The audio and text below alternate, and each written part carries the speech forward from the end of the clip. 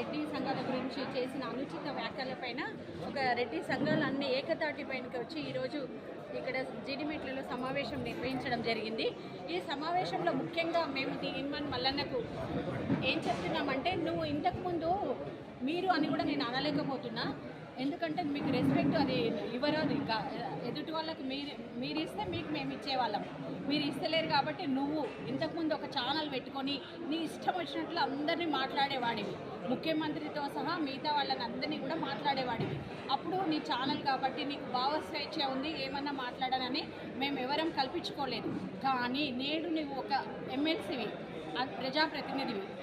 ఈరోజు మేము అందరి సంఘాలన్నీ కలిసి నీకు గట్టిగా వార్నింగ్ ఇస్తున్నాం. ఇంకొకసారి రెడ్డిలను ఏమన్నా అన్నావంటే, రెడ్డిలనే కాకుండా ఇతరులను గౌరవించకుండా నీ ఇష్టం వచ్చినట్ల నోటికి ఏదొస్తే అది మాట్లాడినవంటే నీవు పుట్టగతులు లేకుండా పోతావు. తెలంగాణ నుంచి ఎక్కడికెళ్ళి దాక్కోవాలి, ఎన్నోసార్లు ఎక్కడెక్కడో దాక్కున్నావు. కానీ ఇప్పుడు మళ్ళీ అందరం కలిసి నిన్ను ఈ తెలంగాణ నుంచి తరిమేస్తాం. త్వరలోనే రెడ్డి సంఘాలన్నీ ఏకతాటిపైనకి నీ వల్ల కూడా వచ్చినందుకు మేము సంతోషపడుతున్నాం. అందరూ వచ్చి ముఖ్యమంత్రి గారిని కలిసి మీ పార్టీ పరంగా కూడా మీ పైన చర్యలు తీసుకోవాలని కోరుకుంటున్నాం.